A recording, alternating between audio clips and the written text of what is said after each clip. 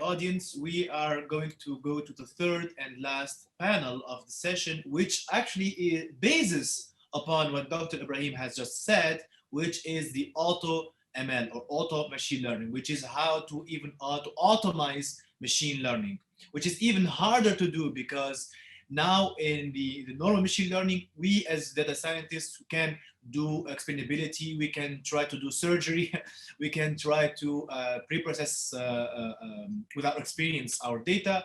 However, auto machine learning does that automatically, and so it's even harder to do so. And that's why we are going to explore this in the next panel right now.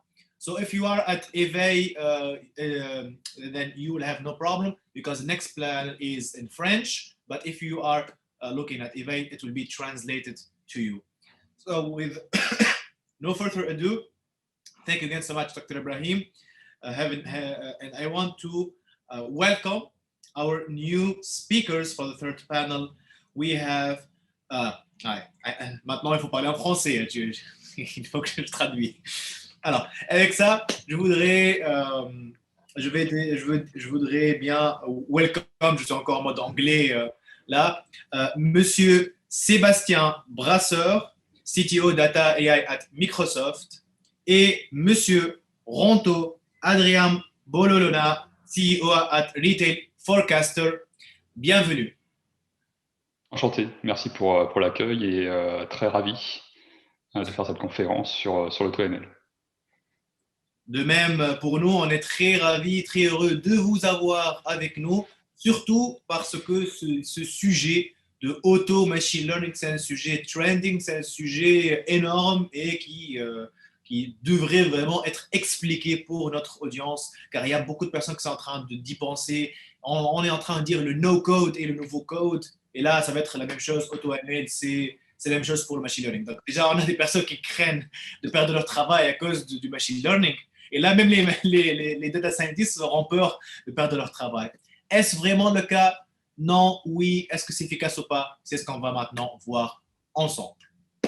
Alors, commençons par le commencement. Déjà, est-ce que vous pouvez vous présenter pour notre audience? Donc, je vais commencer avec Monsieur Sébastien.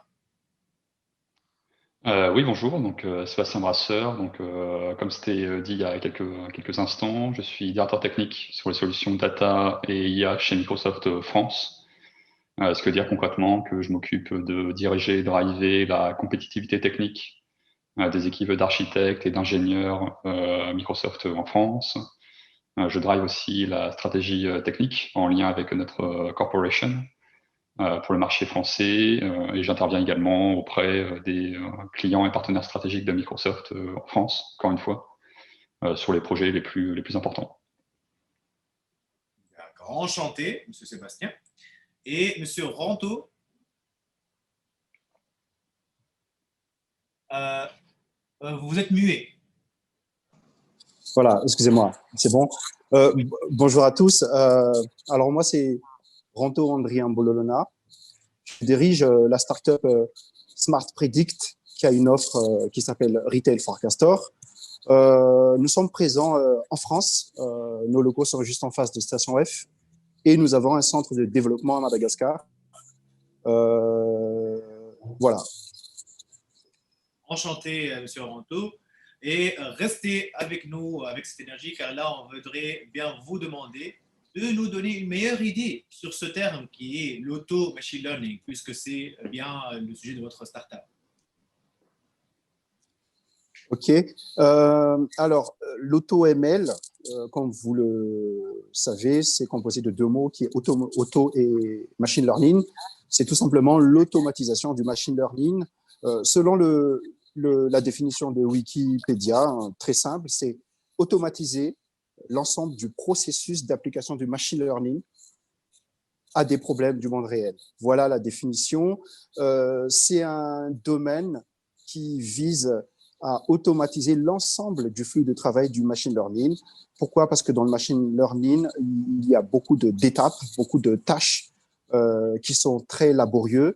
Et souvent, 80% des projets d'intelligence artificielle en Europe ou dans le monde n'aboutissent pas à cause de ces étapes-là. Voici pour ma part la définition rapide.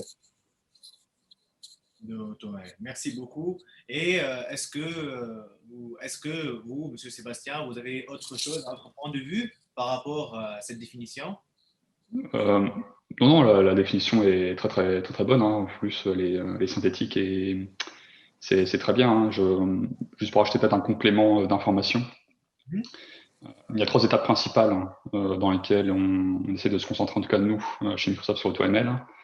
Il y a premièrement la préparation et la transformation des données en input, on va dire, de la phase d'entraînement du modèle.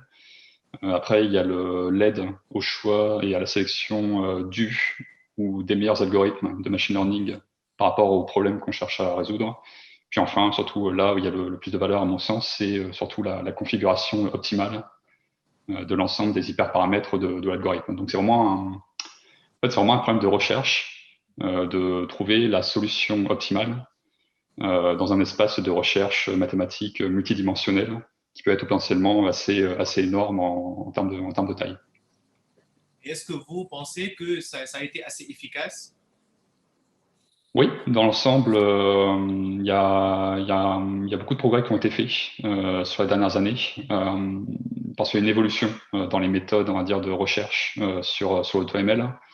Il y a quelques années, on avait des méthodes assez, comment je pourrais dire, un peu naïves ou un peu basiques. On faisait en gros de la recherche sur la base de grille ou de la recherche aléatoire, justement dans cet espace multidimensionnel immense, où en gros, il faut imaginer que vous avez un minima une dimension par type de préparation de transformation de la donnée, une dimension par type d'algorithme, et une dimension pour chacun des hyperparamètres de chacun des algorithmes. Donc on voit que ça peut rapidement exploser. Donc au début, des méthodes de recherche aléatoire, recherche par grille, qui étaient plus ou moins efficaces en se basant sur des méthodes sur de l'optimisation de gradients.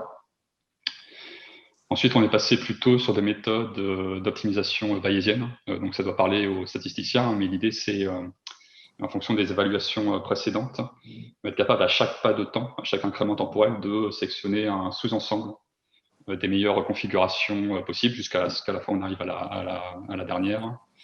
Et depuis quelques temps maintenant, on est plutôt sur les approches, je dirais, de meta-learning qui ressemblent de manière assez intéressante d'ailleurs un peu aux algorithmes de filtrage collaboratif que vous savez, vous avez sur des sites de e-commerce comme Amazon ou même sur Netflix.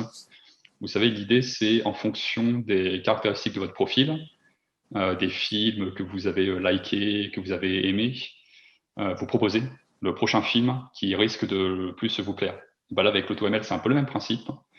C'est-à-dire qu'en fonction des caractéristiques de votre jeu de données, de la fonction que vous cherchez à optimiser, je parle de la fonction de coût, hein, évidemment, vous aurez compris la fonction objective, la loss function in English, et ben on va vous fournir la meilleure configuration possible, que ce soit sur les étapes de préparation de données, le choix de l'algorithme et les paramètres, les hyperparamètres de l'algorithme. Donc il y a eu beaucoup de progrès qui ont été faits. Néanmoins, il faut être conscient qu'il y a évidemment aussi des challenges et des limites que l'on peut voir. Les principaux challenges qui sont en train d'être adressés en ce moment, c'est premièrement, c'est quand il y a des espaces de recherche qui sont beaucoup trop grands. Là, effectivement, les approches de random search et même, on va dire, de meta-learning ou filtrage collaboratif fonctionnent un peu moyennement. Et c'est le cas quand on doit rechercher des topologies de réseaux de neurones, de deep learning. Là, ça ne fonctionne pas très bien et on passe plutôt sur des méthodes alternatives qui s'appellent le NAS, donc pour le Neural Architecture Search, qui est vraiment un domaine un peu différent. Et après, ce que j'ai pu voir aussi, donc plutôt sur mon expérience personnelle, on va dire, sur les limites dont il faut être conscient. Je dirais parfois une tendance à avoir un peu d'overfitting quand le jeu de données de validation n'est pas assez conséquent. L'algo de recherche de AutoML va avoir tendance à avoir des difficultés à généraliser. Donc voilà, il faut en être conscient. Et enfin, la troisième catégorie de limite, c'est un sujet encore de recherche chez Microsoft, c'est ce qu'on appelle le constraint aware machine learning, à savoir qu'il peut y avoir des cas d'usage où vous voulez entraîner un modèle qui pourra s'exécuter sur des ressources matérielles très contraintes, que ce soit en termes de mémoire ou de CPU. Et donc, en fait, vous devez rajouter des contraintes dans le processus d'AutoML pour lui dire trouve un modèle optimal, mais en même temps, il faut qu'il soit capable de s'exécuter sur une empreinte mémoire très réduite et sur très peu de cycles CPU. Mais au-delà de ces limites-là, globalement, l'AutoML fonctionne plutôt pas mal. Donc, en fait, on peut déjà voir que c'est très gourmand. Donc, il y a tellement d'espace de recherche dans plusieurs étapes, je suppose. Et est-ce que toutes les étapes sont automatisées? Donc, de la data processing, feature engineering, après le machine learning en lui-même avec les hyperparameter tuning. Donc, tout le process, il est automatisé. Tout. Anto, vous voulez rebondir? Oui, si je me permets. En fait, ce qu'il faut comprendre, que dans l'AutoML, il y a tout d'abord l'AutoML standard. J'appelle ça l'AutoML version 1, qui consiste essentiellement à automatiser la sélection des modèles. Et l'AutoML 2, qui va, lui, se préoccuper de l'automatisation de l'ensemble des flux du travail du machine learning. Effectivement, nous, pour notre cas, chez Retail Forecaster Smart Predict, nous, on réutilise au fait les concepts de base, le NAS, le PCA, la réduction de dimension, pardon. On utilise des techniques comme l'isolation forest pour transformer les données, la coupe d'une classe de SVM, etc. Mais essentiellement, on ne va pas faire de la recherche. Nous, ce qu'on fait, on va sur une problématique très ciblée, par exemple de forecasting, concevoir une IA qui automatise tout le flux d'informations, tout le flux de travail de la data science, parce qu'aujourd'hui, je pense que l'éditeur de logiciels, le spécialiste qui automatise toute l'intelligence artificielle, le traitement d'images, etc., n'existe pas. Voilà, n'existe pas. C'est vraiment un domaine de recherche. Mais nous, on s'est concentré sur un domaine très particulier, la prédiction. Voilà, la prédiction intelligente, sans que la personne en face soit un expert en intelligence artificielle. Voilà. Qu'est-ce que je peux donner de plus? Alors, bien sûr, on utilise l'état de l'art pour automatiser ces différentes étapes. Par exemple, pour utiliser, par exemple, pour pouvoir choisir automatiquement 2 minutes, je regarde juste mes notes, pour pouvoir, par exemple, automatiser automatiquement la sélection des modèles ou la recherche de modèles. On utilise les rule-based methods et le BO pour le pré-processing et complete search pour l'utilisation des hyperparamètres. Voilà, donc le client, ce qui le préoccupe, il met ses data et toute l'automatisation est faite directement. D'accord. Donc, en fait, le processus, c'est vrai que c'est automatisé, mais quelque part en détail, on choisit comment l'automatiser. Donc, on peut faire des règles, on peut faire des heuristiques, on peut choisir de l'IA ici, je cherche des search là. Et là, c'est à nous de trouver la meilleure combinaison. C'est bien ça? Non, vous faites rien. En fait, dans une solution qui aboutit, vous, en tant qu'utilisateur, vous vous préoccupez que de mettre les datas, par exemple sur une problématique de forecasting, et la préparation des données, c'est-à-dire le nettoyage, la suppression des valeurs manquantes, la détection des types de problèmes, par exemple classification, régression, clustering, le features engineering, c'est-à-dire la sélection et l'extraction des nouvelles métriques, la sélection du modèle, l'analyse des résultats et surtout le déploiement est fait automatiquement. Après, bien sûr, il y a des contraintes à cela, c'est que les utilisateurs voient cela comme une black box en disant « je ne maîtrise pas exactement ce qui s'est passé », etc. Mais c'est très efficace sur les problématiques simples.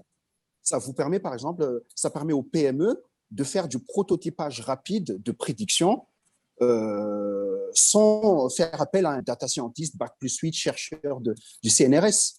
Ça permet tout de suite d'avoir du résultat et d'exploiter son intelligence artificielle. Et c'est aujourd'hui, c'est notre positionnement chez Retail Forecaster.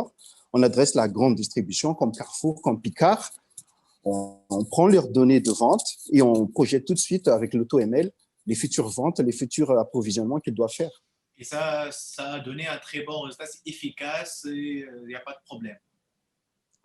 Oui, c'est efficace parce que c'est des problématiques déjà ciblées, identifiées. Nous, par exemple, on ne sait pas faire pour le moment de l'AutoML sur des problématiques de classification. On fait essentiellement sur des problématiques de forecasting. Par contre, sur le forecasting, c'est un domaine très mûr, très précis, très carré.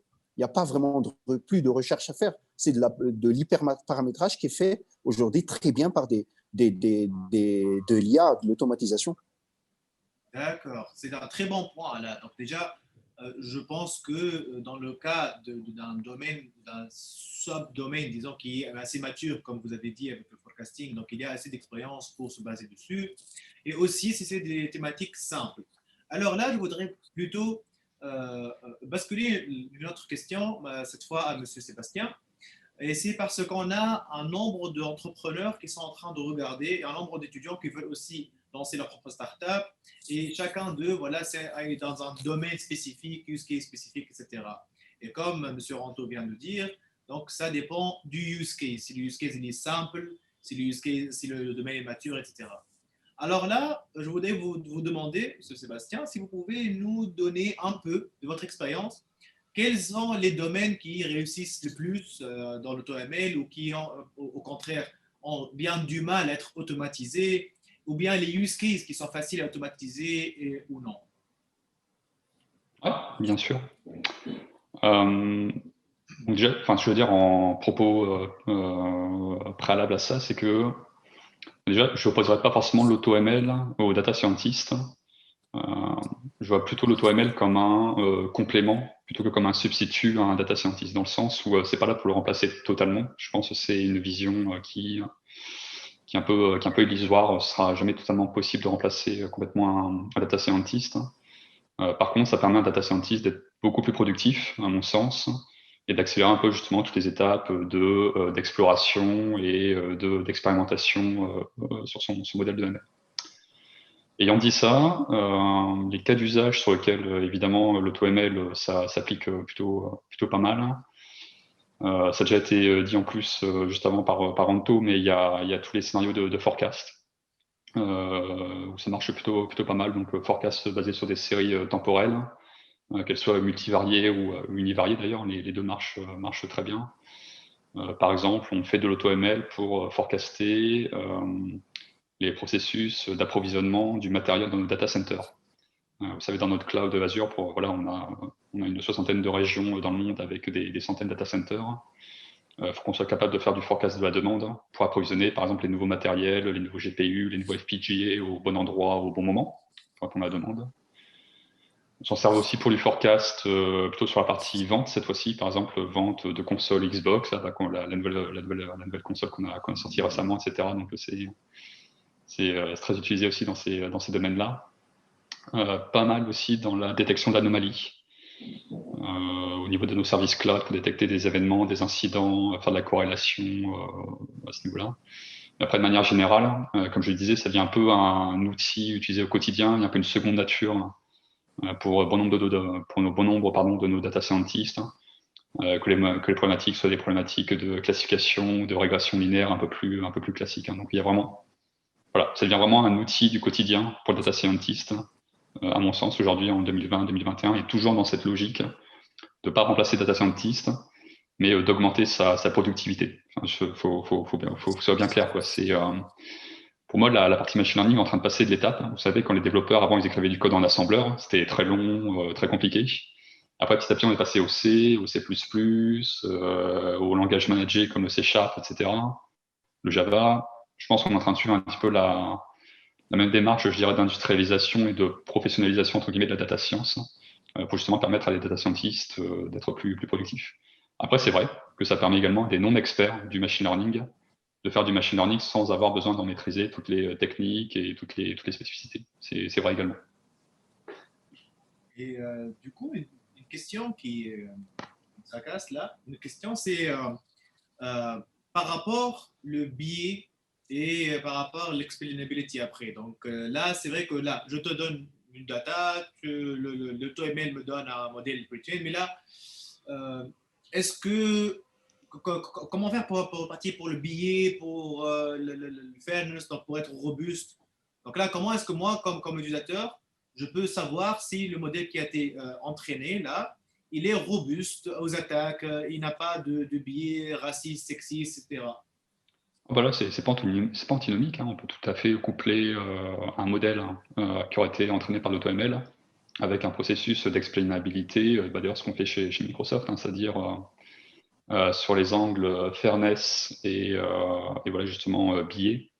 En fait, on intègre dans nos outils les frameworks open source bien connus en la matière, que ce soit InterpretML ou Fairlearn.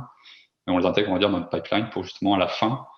En fait, ce qu'on fait de manière systématique, c'est que dans le processus AutoML, à chaque fois, à la fin, on prend le meilleur modèle et on le passe systématiquement à travers notre explanation toolkit pour justement être capable de valider s'il n'y a pas des biais ou des inconsistances dans le modèle. Ouais, et donc là, ça remet encore plus en exergue l'importance d'avoir un data scientist pour avoir un contrôle humain, même à la fin de cette étape-là. Ce que j'expliquais juste auparavant d'ailleurs. D'accord, intéressant. Là, une autre question, cette fois. Oui, Anto. Non, juste petit complément. Effectivement, la contrepartie de l'AutoML, c'est que bon, il y a beaucoup d'inconvénients. Il faut avoir une puissance de calcul assez intéressante. Il faut aussi une quantité des caractéristiques de données assez riches pour que ce soit efficace. Mais nous, par exemple, nous travaillons de manière très active comme Microsoft à brancher au fait les modèles sur des plateformes d'exploitabilité, etc. En fait, moi, c'est parfait en fait que vous avez évoqué ce point, car là, je voulais d'ailleurs basculer vers vous pour aller plus en spécificité. Donc là, M. Sébastien nous a dit que c'est pour des use cases X, Y, Z, c'est assez robuste en réel explainability et tout. Après, j'ai voulu vous demander à vous, parce que vous vous spécialisez dans le retail, alors, vous savez déjà que plus on se spécialise dans un use case, plus on va trouver des chemins divergents et des sets de données très différents, etc. Donc, dans le cas du use case très spécifique comme vous, est-ce que vous avez du mal à généraliser avec vos AutoML bon, pas vous en spécifique, mais par exemple dans le retail, dans le forecast. Car le forecast, j'ai trouvé que c'est un très bon use case pour beaucoup d'entreprises. Donc là, est-ce que la vaste différence entre les sets de données, les caractéristiques, etc., font qu'un AutoML très profond, donc très spécifique, soit difficile à généraliser et mettre au public, ou bien est-ce que non, c'est assez robuste à ça? Alors, pour vous parler concrètement, par exemple, nous, sur la prévision de vente de produits alimentaires, je prends un exemple, hein, si vous regardez la consommation des boîtes de Nutella, par exemple, Nutella, effectivement, en fonction des caractéristiques historiques de la donnée du Nutella, l'AutoML va pouvoir créer très vite un modèle avec des hyperparamètres assez optimales pour arriver à des taux de précision de 99%, 98%. Par contre, là, on se différencie et je pense que les data scientists aussi ont cette problématique. C'est lorsque vous n'avez pas une référence Nutella dans le magasin, vous avez 20 000 références. Donc, nous, par exemple, nous faisons de l'AutoML. En un seul trait, on crée 20 000 modèles avec des hyperparamètres différents pour chaque produit. Et c'est l'AutoML qui permet de faire ça. Sinon, le data scientist devra se taper tous les produits et toutes les caractéristiques. Donc, c'est pas vraiment de l'automatisation de l'AutoML, mais c'est trouver des règles qui permettent de faire profiter de l'AutoML à tout type de produit, à tout type d'acteurs. Voilà. Et là, en fait, 20 000 modèles, et je suppose que c'est très logique. Juste en faisant un petit hyperparameter tuning automatique, on a déjà une centaine de modèles, alors il faut voir. Oui, c'est voilà. Moi, j'aurais pas pu gérer l'analyse de 20 000 produits dans un grand magasin alimentaire et demander à un data scientist de regarder un par un l'optimalité de chaque modèle. C'est là où l'AutoML aide beaucoup. Après, encore une fois, le problème de forecasting, c'est un problème assez mûr et même les meilleurs modèles sont déjà identifiés. Hein. Les meilleurs modèles aptes à faire les meilleurs forecasting, c'est celui de Facebook, par exemple. Voilà. Après, la question qui se pose c'est combien de temps et de ressources combien de temps et de ressources, surtout cost, donc monnaie, ai-je besoin pour utiliser l'AutoML? Car là, si vous dites 20 000 modèles, ou je prends même un exemple de seulement 1000 modèles, ça veut dire qu'on a besoin d'avoir le temps que ça teste tous les modèles et après, il faut payer, bien sûr, les ressources qui ont fait ça. Donc là, d'un point de vue entrepreneur et point de vue même data scientist, pour que si notre entreprise veut utiliser ça, donc est-ce que c'est un très grand budget? Parce qu'il y a des moyens donc d'accélérer, d'être très rapide sur ça, intelligent sur ça. Juste pour ceux pour l'audience qui me demande déjà côté cost et côté temps. Sébastien, tu veux peut-être répondre d'abord? Alors, ouais, je peux faire une réponse par rapport peut-être au service cloud de machine learning de Microsoft. En fait, donc la plateforme cloud de Microsoft, elle s'appelle Azure, et donc dans Azure, il y a un service de machine learning. Et dans ce service de machine learning, il y a toute une fonctionnalité d'auto-ML. Et justement, sur la partie cost optimization, vous avez la possibilité, quand vous voulez soumettre une demande, une expérience d'auto-ML, de spécifier un budget maximal. Vous voulez dire, par exemple, bah voilà, je veux faire de l'AutoML pour trouver le meilleur modèle possible, en définissant un seuil, par exemple, sur la précision de votre modèle, en disant, bah voilà, je veux avoir un modèle qui ait une précision de 90%, et dès que j'arrive à 90%, hop, je m'arrête. Et après, on peut mettre aussi en regard de ça un budget plus en termes, on va dire, de puissance de calcul. Vous pouvez dire, bah, je veux pas que mon expérience dure plus de 1 heure ou 2 heures par exemple, ou 8 heures ou 10 heures, enfin, en fonction de votre budget, qui permet de caper et donc d'arriver à un modèle qui sera le plus optimal possible dans ce temps et dans ces ressources imparties. Et après, en interne, donc, du coup, on a tout un certain nombre de projets de recherche également pour savoir, tout à l'heure je parlais de constraint aware machine learning, donc c'est valable aussi bien pour la phase de runtime que pour la phase d'entraînement. Où l'idée c'est d'être capable au-delà des outils open source qu'on intègre pour faire d'auto-ML, de tout de suite prioriser et faire du calcul et faire tourner du calcul seulement sur les configurations pour lesquelles on pense qu'il peut y avoir un résultat intéressant qui va être fourni. Donc c'est comme ça qu'on se charge de gérer ces problématiques de cost et de budget. Après, c'est du cost-benefit analysis. Il faut se dire s'il vaut mieux dépenser par exemple, je sais pas, $300 sur 2 heures d'auto-ML versus 2 semaines ou 3 semaines de recherche par un data scientist sans outils productifs à sa main. Donc, Nous, pour notre part, en fait, d'ailleurs, je vous invite à vous connecter sur notre site dans 48 heures parce qu'on sort la version 1 en production SaaS. Alors, nous, comment ça se passe? L'utilisateur, en fait, il va créer son projet et nous, on est payé à the go. Voilà, on paye à l'usage. Donc, lorsqu'il va faire un entraînement, il va pouvoir choisir plusieurs types de machines. Une machine, par exemple, 1 giga un vCPU 2 gigas, par exemple, jusqu'à 8 vCPU et 16 gigas.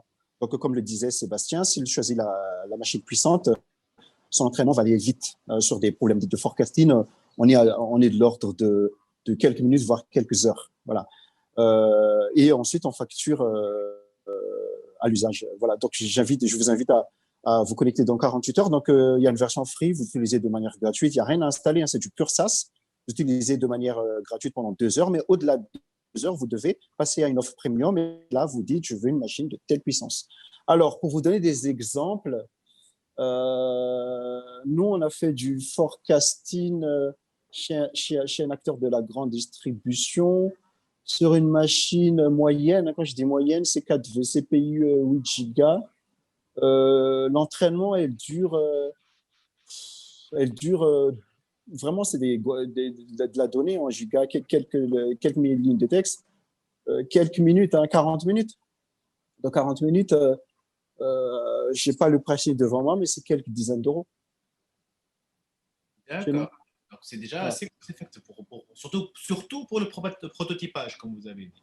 Voilà. Par contre, le run, il va lui coûter quelques dizaines d'euros, mais après, s'il va exploiter les API calls, l'appel de web service, il va payer à l'heure aussi. Donc, ça va. Mais on n'est pas. Mon message, c'est que voilà, avec ces quelques dizaines, quelques centaines, chaque run, mais on ne parle pas des milliers d'euros, hein. En tout cas sur des problématiques de forecasting. Après, si c'est du deep learning ou des traitements très, très lourds qui durent une semaine, bien sûr, ça peut monter très vite. D'accord. Et du coup, la prochaine question serait, devrais-je commencer avec l'auto-ML ou est-ce que je devrais commencer avec un data scientist? Devrais-je automatiser directement ou est-ce que je dois d'abord consulter une personne du métier? Et je vois Sébastien est en train déjà de sourire. Non, effectivement, je souris parce que c'est une question effectivement assez classique. J'aurais tendance à dire qu'il faut commencer avec les deux. C'est-à-dire avec plutôt un data scientist, quelqu'un qui est un minimum sensibilisé à la data science, hein, pas forcément que ce soit un expert, mais qui sache ce que c'est qu'une régression, qu'une classification, etc., qui exécute d'abord de l'auto-ML, parce que ce qu'on a pu remarquer, c'est qu'en général, l'auto-ML a tendance à converger un peu plus vite. Enfin, on a rapidement une idée, en fait, de savoir si son problème est soluble ou pas à travers du machine learning, à travers un run d'auto-ML. On arrive rapidement à voir ce que ça donne. Et en général, si on va aller un peu plus loin, en tout cas c'est comme ça sur notre plateforme, je ne sais pas si c'est, je pense que c'est pareil sur les plateformes de nos concurrents Amazon, etc. Mais à la fin de son run d'auto-ML, mettons qu'on a une précision de 0,85, voilà. Si le data scientist va aller un peu plus loin, il peut récupérer en fait le code qui a été autogénéré pour entraîner le modèle. Donc là, on a vraiment le code, par exemple scikit-learn ou PyTorch qu'on récupère. Et le data scientist peut toujours faire du fine-tuning là-dessus pour essayer de grappiller les quelques pourcents supplémentaires qui n'auraient pas été éteints au bout d'1 heure ou 2 heures d'expérience de TOML. Donc voilà, en fait, je retourne un peu la question, mais je démarrerai avec les deux. On commence par AutoML et ensuite le data scientist essaye de fournir sa valeur ajoutée par-dessus si besoin. Moi, ma réponse, elle sera un peu différente.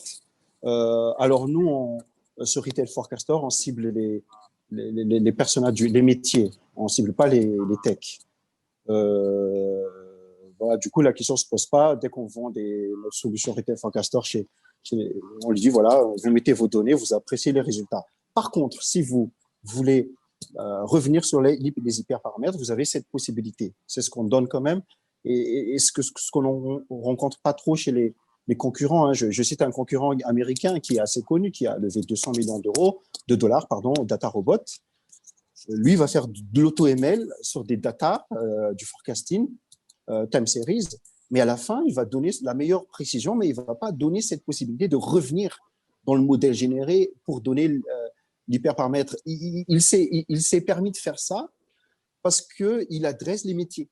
Il dit, voilà, un chef de rayon ne connaîtrait jamais les paramètres d'un réseau de neurones ou il ne reviendra pas. Donc, eux, par exemple, ils ne donnent pas cette possibilité.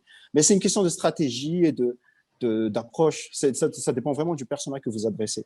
Par contre, nous, dans Smart Predict, la plateforme qui permet de faire de l'IA en drag and drop avec oui, il faut un data scientist, au moins un développeur aguerri ou un tech. Voilà. D'accord. Donc, du coup, voilà, ce que j'ai compris, c'est que on va toujours avoir besoin, bien sûr, d'une personne du métier de data scientist pour pouvoir améliorer les résultats, mais des fois, c'est possible d'avoir genre un baseline, voilà, le temps d'avoir une personne qui peut aider, bâtir dessus. Ça peut être utilisé comme baseline premier pour par exemple, un prototype. Alors, voilà, et ça dépend. Juste pour combler, ça dépend.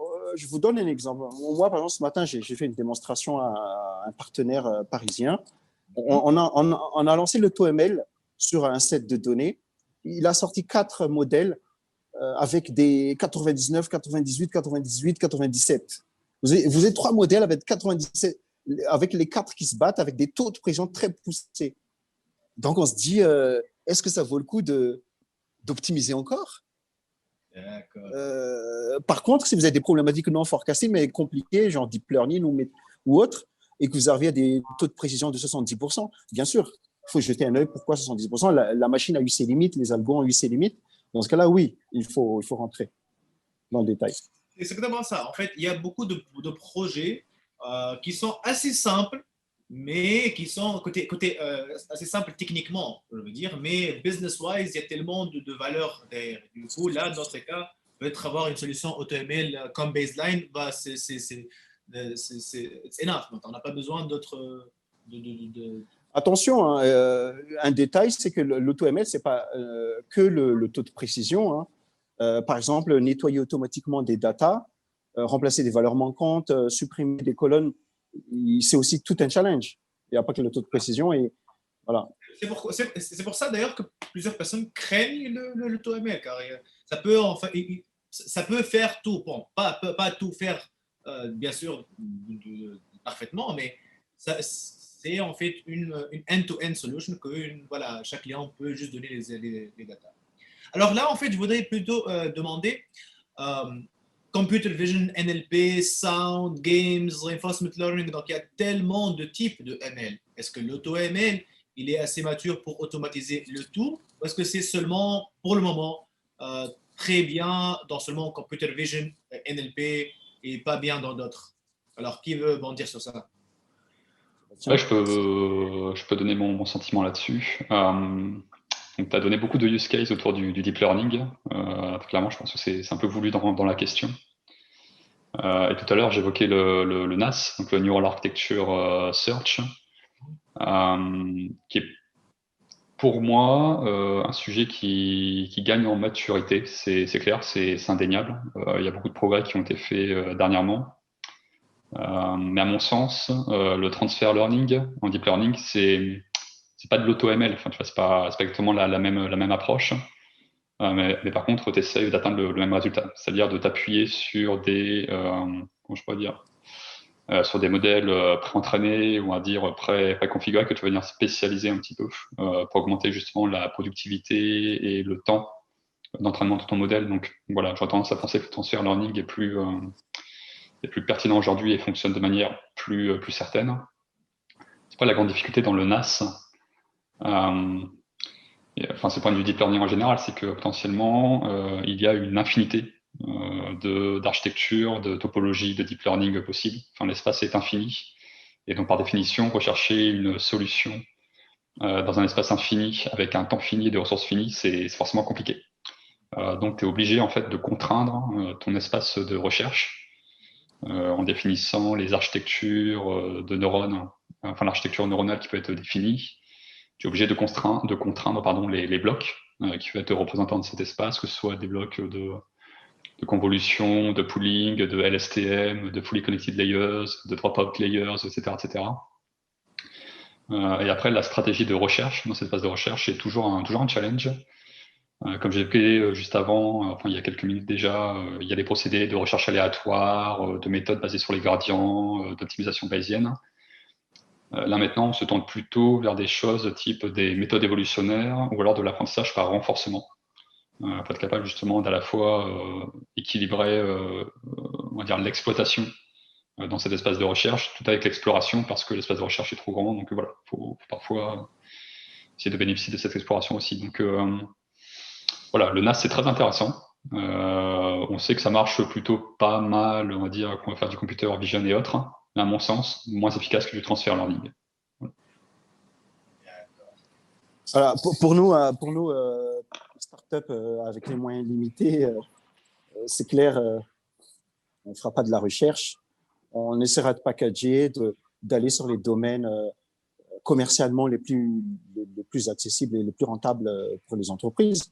Donc, on va creuser le meta learning, creuser quelques sujets, mais il y a encore beaucoup de choses, hein, à dépasser, parce qu'aujourd'hui, la limitation de l'AutoML, c'est quoi? Déjà, je prends un exemple simple, le pré-traitement automatique des données non structurées et semi-structurées, c'est pas encore un problème résolu en AutoML. C'est un exemple. Hein. Il y a aussi les problématiques comment dire ça, d'exécuter de l'AutoML dans un environnement dynamique. C'est pas encore vraiment traité. Voilà. Donc, nous, on pourra pas aller sur tous les sujets, mais on choisira peut-être automatiser les problématiques de classification et de régression, creuser aussi le meta-learning. Le meta-learning, je ne sais pas si ça parle aux auditeurs, mais c'est une problématique qui est intéressante. Et voilà, mais c'est essentiellement dû à notre capacité. Nous, on n'est pas des centaines non plus d'employés, on n'a pas les moyens de grosses boîtes comme ça, comme les Américains. Donc, voilà. Bon, du moins, ça m'intéresse à moi. Donc, c'est déjà... Après, en fait, là, une très belle question, c'est est-ce qu'on peut choisir quoi optimiser? Donc, par exemple, je dirais généralement, c'est précision ou bien l'école, le métrique qu'on veut. Mais est-ce qu'on peut aussi, par exemple, optimiser pour, disons, le temps d'inférence ou bien le size en mégaoctets? Car, par exemple, moi, par exemple, je travaille dans un projet en robotique et là, je dois donc mettre mon projet dans un robot qui n'a pas assez d'espace. Ou c'est real-time. Du coup, voilà, je préférerais sacrifier un peu de métrique pour plus de real-time speed, donc avoir un network plus petit. Est-ce que là, c'est faisable ou c'est pas encore, on n'est pas encore là? J'ai envie de te dire, ce sera faisable bientôt. Faut être un petit peu patient. C'est ce que j'ai expliqué, c'est le constraint aware machine learning. Donc rajouter des contraintes effectivement sur le modèle que tu produis pour le rendre petit ou efficace ou des choses comme ça. Donc voilà, stay tuned, ça vient. Là, il faut le subscribe et ça va venir. Parfait, parfait.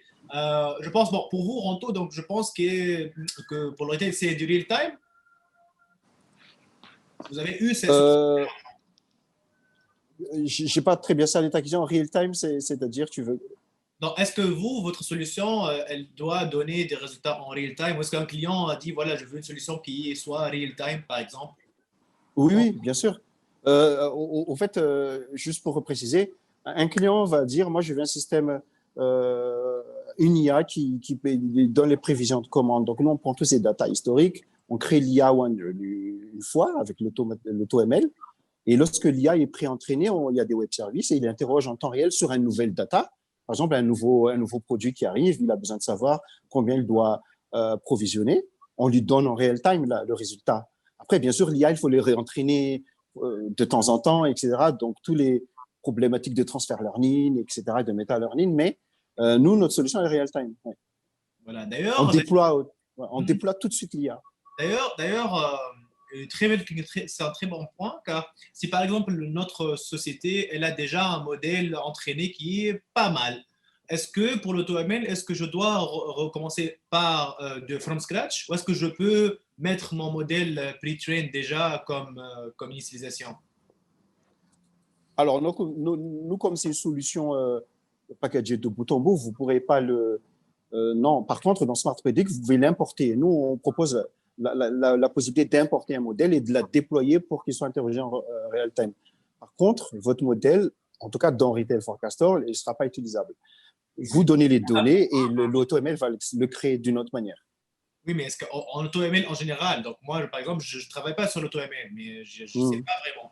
Mais est-ce que vous, Sébastien ou Ranto, puisque vous connaissez ça, est-ce qu'une société qui a déjà un modèle pas assez bien peut l'utiliser comme baseline from scratch? Oui, si, c'est des cas d'usage que qu'on a parfois. Là, en fait, ce qu'on va faire, dans le cas où on a déjà une baseline, on va utiliser un framework qui s'appelle Hyperdrive. Très honnêtement, je ne sais pas si on l'a mis en open source, celui-là, il faudrait que je vérifie, mais qui justement permet en fait de définir autour de cette baseline-là. Mettons que, je sais pas, le modèle que vous avez entraîné soit basé sur une forêt aléatoire, avec X arbres et avec des paramètres qui sont bien définis. Mais en fait, vous allez préconfigurer ou précalibrer le processus AutoML pour dire, voilà, autour de cette baseline, tu vas explorer un peu plus le nombre d'arbres qu'il va y avoir dans la forêt, tu vas explorer un peu plus la profondeur maximale de chaque arbre. Et donc, du coup, voilà, ça permet de contraindre un peu plus, l'espace de recherche et le processus d'AutoML autour de cette baseline. Donc, ça peut se faire. Ouais. Par contre, ça biaise. En fait, la question pour moi, elle n'est pas biaisée, mais la question, en fait, l'AutoML, c'est automatisé. En fait, le modèle, vous dites, il est déjà créé. Mais avant que ce modèle ait été créé, il y a tout un processus tout le flux de travail qui a déjà été fait. Donc, pour moi, c'est plutôt, j'ai un modèle, j'aimerais setter de manière automatique, resetter de manière automatique tous les hyperparamètres afin de pousser le taux de précision un peu plus loin. C'est plutôt ça. Oui, ça a du sens. Logique. D'ailleurs, en fait, une autre question, c'est est-ce que l'AutoML, en fait, je peux l'utiliser at scale, donc avec la big data, avec tout ça. Genre, je suppose que oui, bon, c'est juste la même chose, mais juste à bigger scale. Mais en même temps, à bigger scale, on a besoin d'autres librairies, on a besoin d'autres architectures. Est-ce que ça reste la même chose? Est-ce qu'on peut utiliser l'AutoML si j'ai, par exemple, si je travaille dans le retail où j'ai des téras, des pétas d'octets? Nous, on utilise des clusters Amazon, donc du coup, on n'a pas de contrainte de puissance puisqu'il va créer des nœuds et des nœuds et il va faire son job. Hein. Donc c'est scalable. Après, c'est scalable. Après, c'est une architecture qu'on a mis des années à mettre en place, hein, parce qu'aujourd'hui, je précise bien, beaucoup d'acteurs, je cite par exemple je sais pas moi, un DataQ, c'est pas vraiment du SaaS. Hein. Il faut installer sur son PC un petit exécutable, puis connecter à une base de données en interne, etc. Nous, on est pur SaaS, c'est-à-dire que vous vous connectez, c'est multi-tenant, et derrière des fermes de clusters Amazon avec Kubernetes, et vous pouvez créer autant de demandes de puissance que vous voulez, sauf que votre facture va être salée, parce que Amazon va nous facturer, mais nous, on va vous refacturer. Très logique. Il n'y a pas de logique, il n'y a pas de contrainte Voilà, de puissance, c'est une contrainte de budget. Voilà, car il y a aussi ce problème. Donc, il y a plutôt des use cases où on n'a pas vraiment besoin d'algorithmes trop poussés, mais on a quand même un énorme amount de data. Donc, est-ce qu'on peut aussi automatiser ça ou pas? Est-ce que ça va est-ce que ça va nous faire, ça va finir en faillite à cause, des factures? Donc, je pense que non. Ah oui, en fait, pour les startups comme nous, l'aspect financier est très, très critique. Pourquoi? Parce que Amazon va nous facturer tout de suite. Et c'est pour ça que nous, notre solution est connectée à des moyens de paiement comme Stripe et nous, on facture tout de suite. Par exemple, on serait sur un modèle B2B où Amazon nous facture 100 000 euros et qu'on a 30 jours de décalage, on est mort. C'est très important, la partie paiement automatisé dynamique. D'accord. Ouais, en fait, voilà, car là, en même temps, j'ai pensé que si, par exemple, moi, j'ai un use case nouveau et je trouve je vais faire du transfer learning, voilà, donc c'est pour ça que j'ai posé la question de from scratch ou pas, car si je veux utiliser du transfer learning, donc il y a un modèle qui est déjà assez bien, car les données sur lesquelles il a été donc, entraîné sont similaires aux miennes. Donc là, je peux utiliser le transfer learning de AutoML, donc je peux lui dire, voilà, essayer de me trouver un modèle qui est existant déjà dans, je ne sais pas où, TensorFlow Hub ou bien. Oui, ça a du Base, sens. ça. Donc ça, je pense, ça fait partie bien. Ça existe déjà, non? Nous, dans notre plateforme, c'est automatique. Vous uploadez, vous lancez le recalcul des hyperparamètres.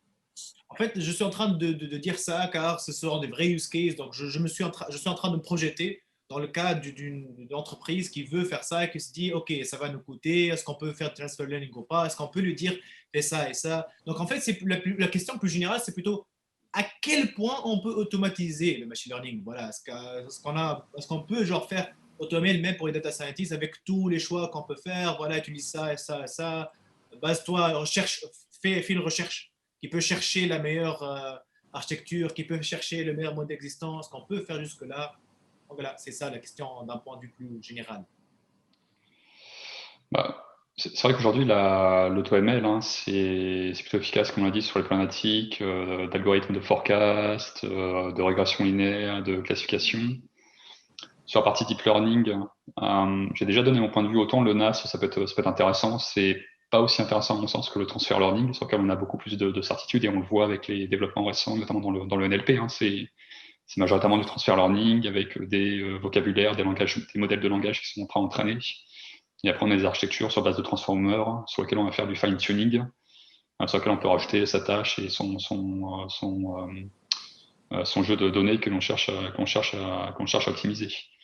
Mais là où c'est marrant, c'est que si on réfléchit un petit peu quelque part, le deep learning, c'est déjà un petit peu de l'auto-ML, parce que le deep learning vient faire un peu de préparation des features de manière automatisée, sans qu'on ait besoin de le faire à la main comme on le faisait dans les années 80, par exemple avec les perceptrons et autres. Donc il y a déjà cette dimension un petit peu d'auto-ML qui est comprise dans le deep learning. En fait, comme je disais, la principale problématique du NAS, c'est à mon sens que oui, je m'engage un petit peu. Je pense que le transfer learning, ça a plus d'avenir que le NAS. Parce que le NAS, le challenge, c'est de chercher dans des topologies qui sont potentiellement infinies. C'est ça la plus grande complexité.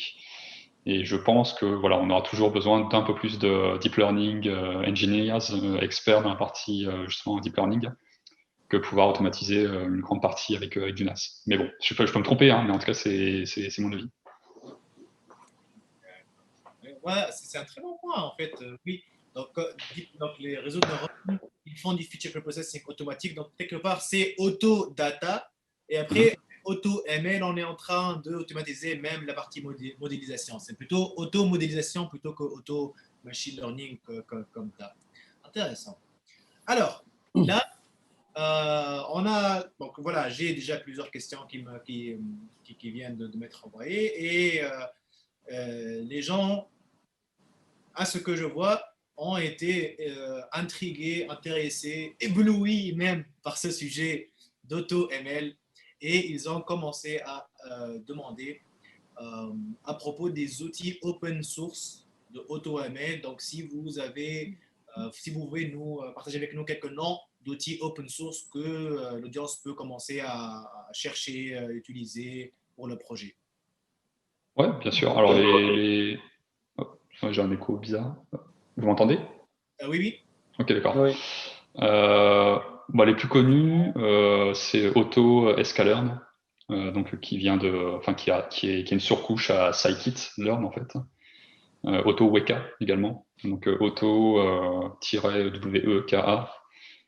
Après, je crois que H2O, je crois qu'ils ont un peu sourcé aussi leur composant AutoML. Et après, il y a Tipot également, TPOT, qui est assez connu. Voilà. Donc, à mon sens, c'est les quatre. J'en oublie peut-être, mais c'est les quatre les plus connus. Je compléterais AutoKeras aussi. Mais c'est vrai. Autoscaler, Noveka. Glion, AutoGlion aussi. Le dernier, comment ça s'écrit? AutoGlion, Gluon. C'est une boîte à outils AutoML, au fait, pour le deep learning. Il y a tellement.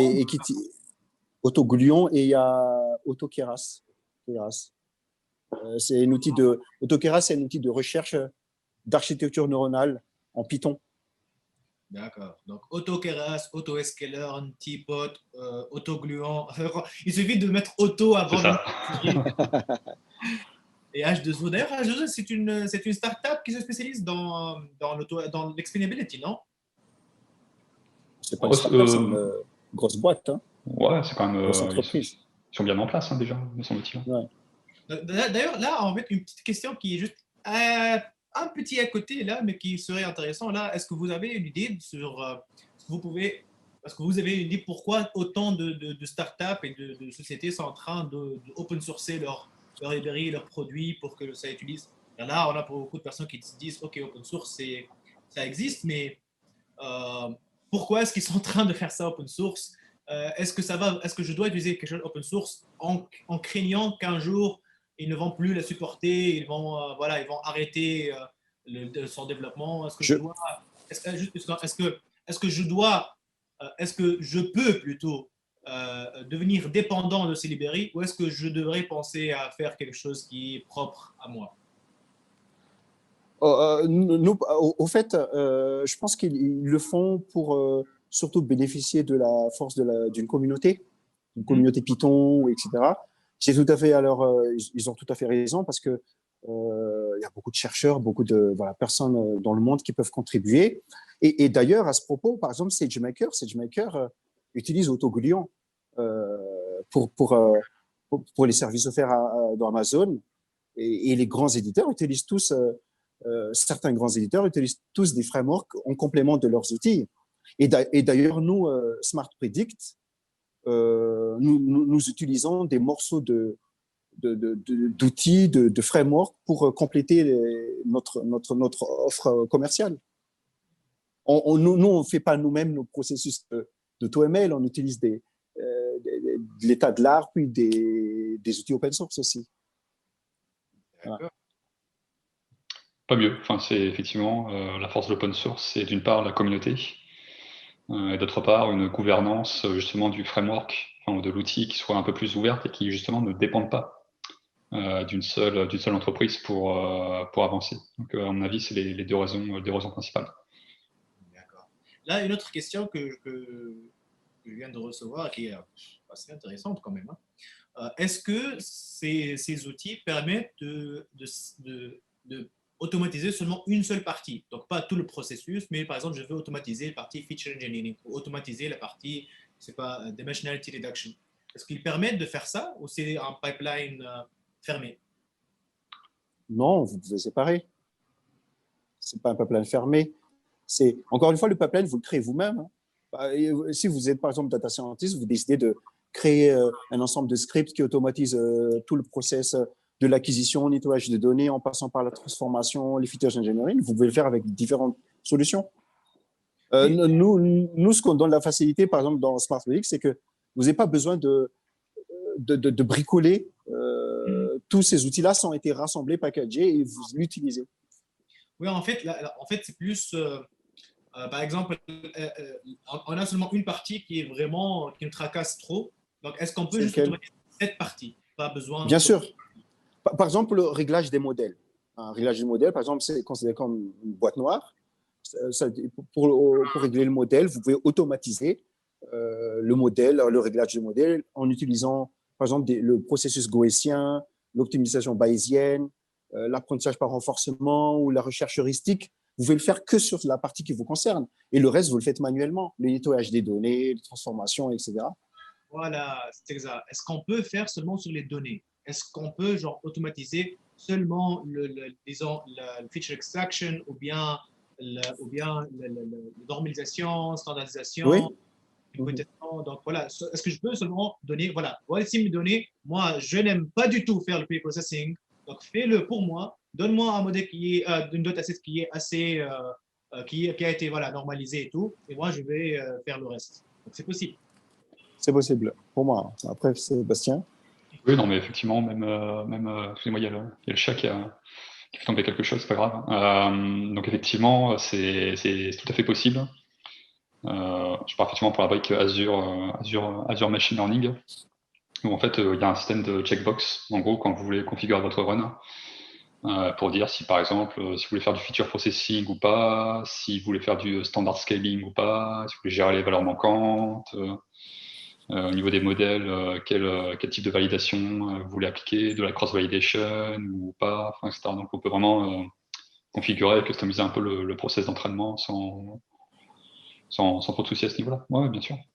Parfait. Alors là, c'est parfait. Alors là, avec ça, je vois que il n'y a plus rien qui nous bloque pour essayer ça. Donc moi, par exemple, je vais être le premier qui va utiliser ça. Donc voilà, moi, je veux bien rapidement terminer avec cette journée pour essayer les librairies que vous avez données. J'ai plein de tests à faire.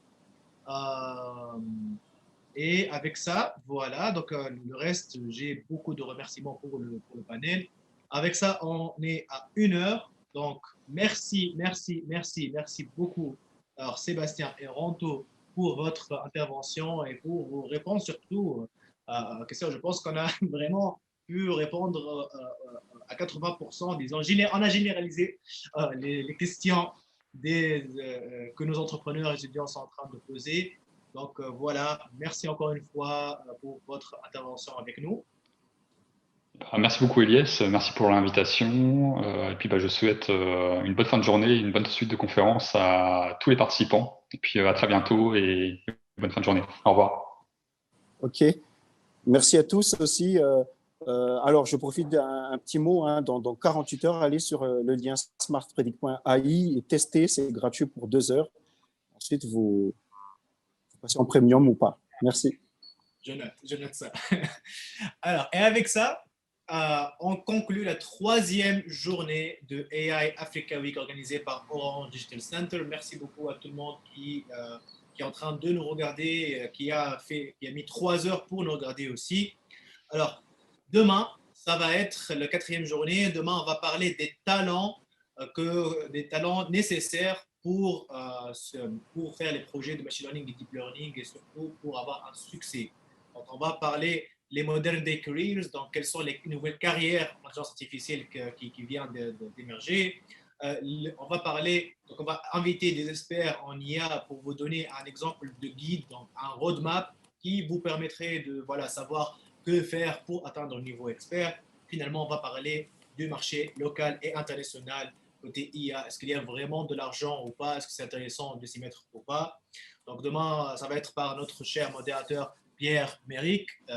Et après-demain aussi, je vous invite à venir après-demain quand on va parler hardware. Donc on va parler vraiment les costs, l'infrastructure dont j'ai besoin pour mettre en place mon projet et vraiment continuer et voir si je peux faire ce projet ou pas, qui va être aussi modéré par moi encore une fois.